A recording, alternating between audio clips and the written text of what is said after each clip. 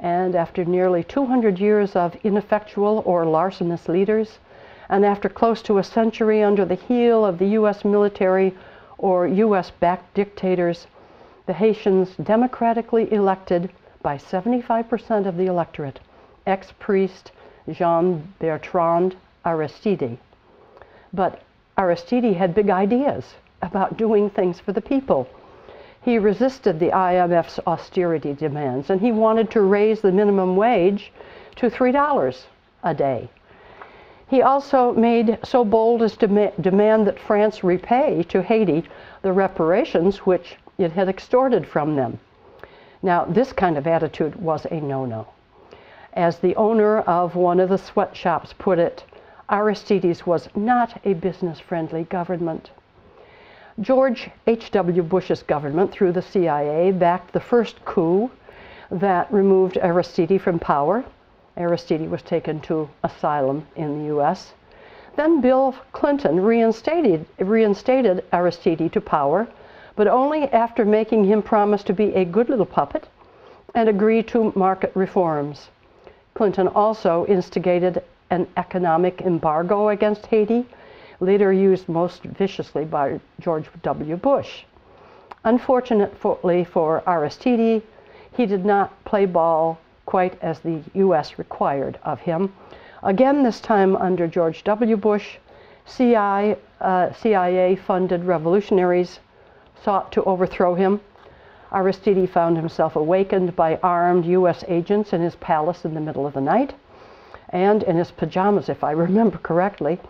They took him to the airport, put him on one of their planes, and flew him to exile in Central African Republic.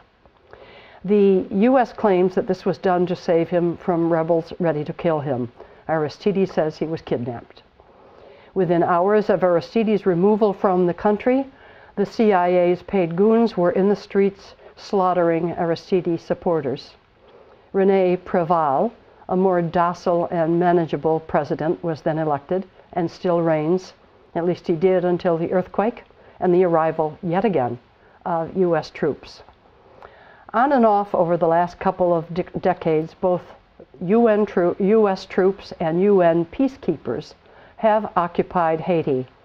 An interesting book, Hideous Dream, by Stan Goff, Master Sergeant, U.S. Army Special Forces retired, unmasks the shameless greed, brutality, racism, and complete disregard for fellow humans demonstrated in the ongoing occupation of Haiti by the American government, American troops, and essentially American corporations and bankers.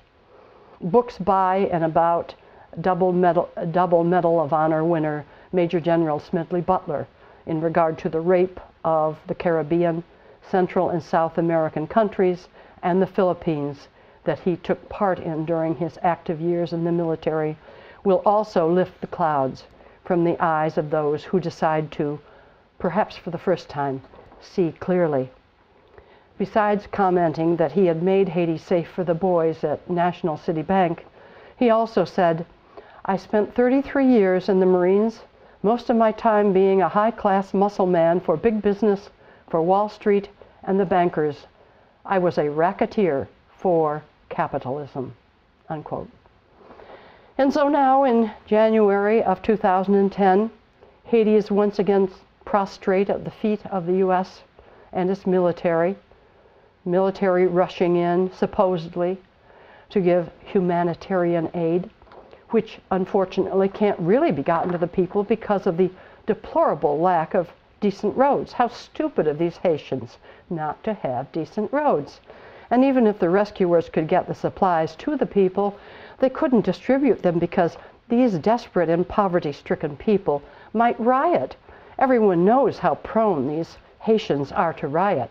Pretty stupid of them to be so uneducated and so poor.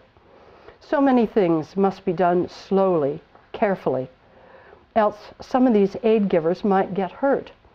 Indeed, on MSNBC on January 25th, there was footage of a large truck loaded with food and water pulling into a place where people had gathered to receive aid. The aid givers began unloading provisions The crowd got excited, loud, and pushy.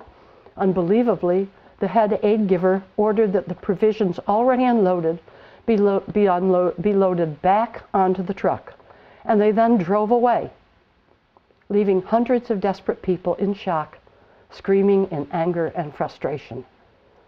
And the authorities and the media keep harping on, worrying about the possibility of riots if they go out to distribute supplies. And the whole of Port-au-Prince is reduced to rubble, with thousands buried alive. Stupid of these people to build cement buildings with no rebar and no codes. It's their own fault. Their own fault that they are so poor, so crowded, so hungry, so desperate, so vulnerable. Certainly, Western powers have done everything they could to help these unruly people. Why, Western powers have been trying for 500 years to help them. And look how Bill Clinton and George W. Bush tried to help them during their presidencies. Now, luckily, President Obama has named these two sterling characters to head the recovery efforts for Haiti. How ironic, and what a slap in the face to the Haitian people. I would say to Mr. Clinton and Mr. Bush, gentlemen, you have been given a chance such as few miscreants are ever given, an opportunity to redeem yourselves. Why not be brave and noble, fellows? Why not admit the rape and pillage, the systematic re-enslavement of a nation to the corporations and bankers? You don't need to come right out and say it, just do it. Tell the Western powers that all of Haiti's debt must be canceled and forgiven. Tell the IMF that this new $100 million they are proposing to loan to Haiti should be an outright gift, no strings attached, and certainly not with the wage freeze that they are demanding in return. Tell the Western powers that they owe Haiti billions of dollars. Work on plans of rebuilding for the people, not for bankers and corporations and business interests, or the child and human traffickers. Make plans for roads, sanitation, water, decent housing, education, health care, social security, reviving self-sustaining agriculture, rebuilding contracts going to the Haitians themselves, not Blackwater, and instituting a living wage. Don't seek to turn them from slaves in sweatshops to silent, dark servants at 100 new resorts, there to serve the white man in continued poverty and humiliation. Seek to institute the fairness and true humanitarian aid that has been so hideously lacking from Western dealings with the brave Haitians for 200 years and more. Because aiding humanely should be our everyday modus operandi. It should be the way we do it in the first place, not waiting for catastrophe and tragedy to allow us to strut and preen and think ourselves to be generous and caring people. And to all of you watching, to all of us, so enslaved ourselves by the lies and machinations of capitalism and corporatism, empire and lust for power, it is time for us to come out of the magic slumber that the evil wizards have put us into. It is time to pay attention to what our governments and their henchmen are doing in our name. It is time to cry out with loud and determined voices against the unhumanitarian aid being dished out in our names to Haiti and to dozens of other countries around the globe on a daily basis. It is up to us to educate ourselves, to evolve consciously, to refuse both the pablum and the poison that the powers that be have dished out to us for for thousands of years. It is time to recognize ourselves, to each be a part of the true God, all that is, and rise to our promise as a species